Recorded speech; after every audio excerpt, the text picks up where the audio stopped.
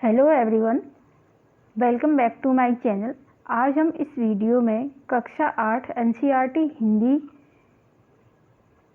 पाठ 4 दीवानों की हस्ती चैप्टर पढ़ेंगे। देखिएगा, इसकी जो कविता है भगवती चरण वर्मा जी ने लिखी है।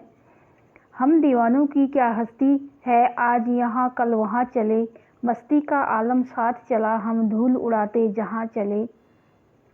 आए बनकर उल्लास अभी, आंसू बनकर बह चले अभी, सब कहते ही रह गए अरे तुम कैसे आए कहाँ चले। किस ओर चले यह मत पूछो, चलना है बस इसलिए चले, जग से उसका कुछ लिए चलें, जग को अपना कुछ दिए चलें। दो बात कही दो बात सुनी, कुछ हंसे और कुछ रोए, छककर सुख दुख के घूंटों को हम एक भाव से पिए चले। हम भिखमंगों की दुनिया में स्वच्छंद लुटाकर प्यार चले, हम एक निशानी सी उर पर ले असफलता का भार चले।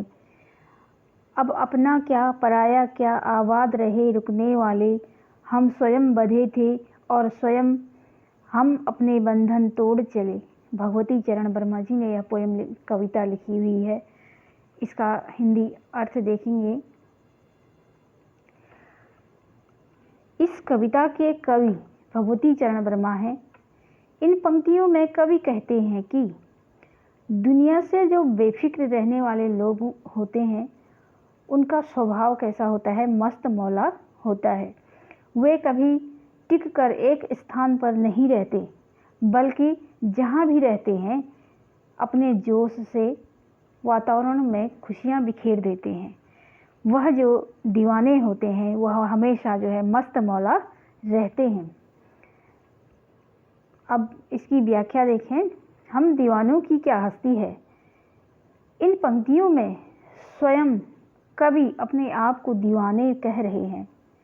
संसार के सुख दुख से बेफिक्र रहने वाले दीवाने होते हैं।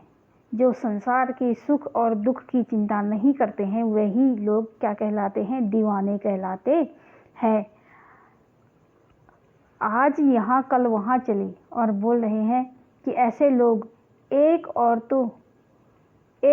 तो अपने व्यक्तित्व या अस्तित्व को नकारते हैं, लेकिन दूसरी ओर अपने अस्तित्व को महत्व भी देते हैं। मस्ती का आलम साथ चला, हम धूल उड़ाते जहाँ चले। वे कहते हैं कि वैसे तो कोई हस्ती नहीं, लेकिन अभाव में भी वे खुश रहते हैं। आए बनकर उल्लास अभी, आंसू बनकर बह चले अभी, सब कहते ही रह गए अरे तुम कैसे आए कहाँ चले। कवि कहते हैं कि संसार उनके साथ चलता है। खुशियों से वंचित लोगों में वे उल्लास का संचार करते हैं।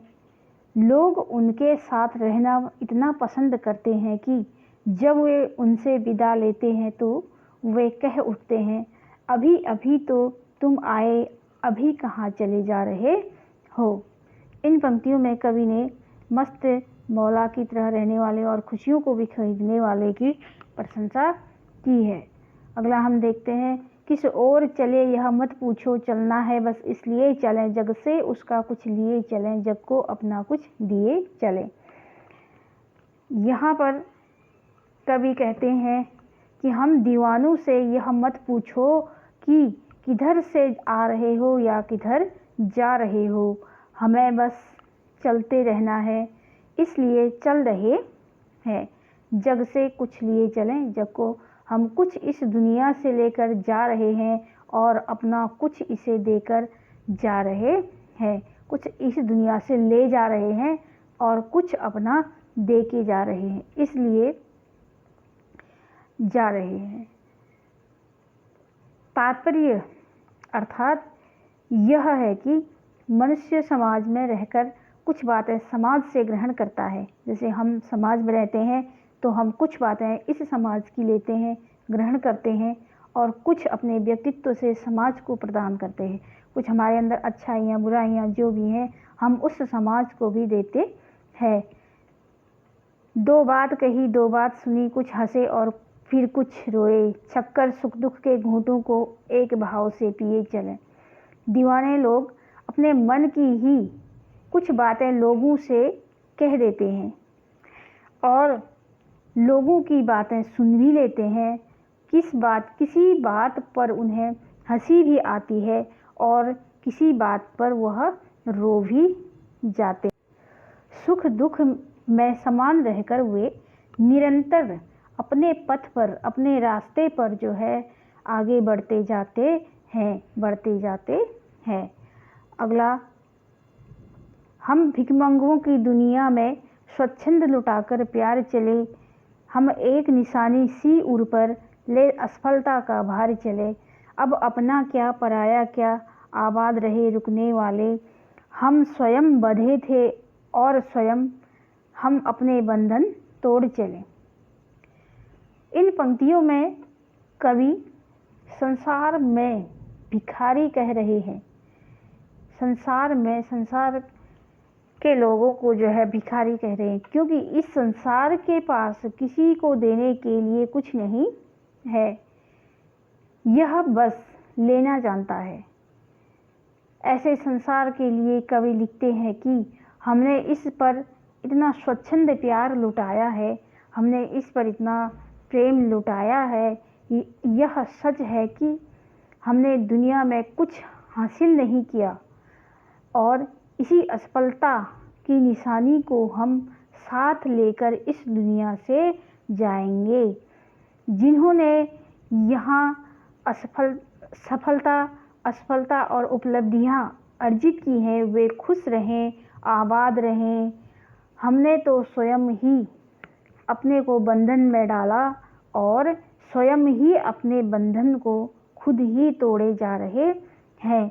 यहाँ पर कवि बताते हैं कि हमने इस दुनिया में बहुत सा प्यार लुटाया और हमने कुछ यहीं से हासिल किया, कुछ यहीं पर छोड़ करके अपनी निशानी दे करके जा रहे हैं।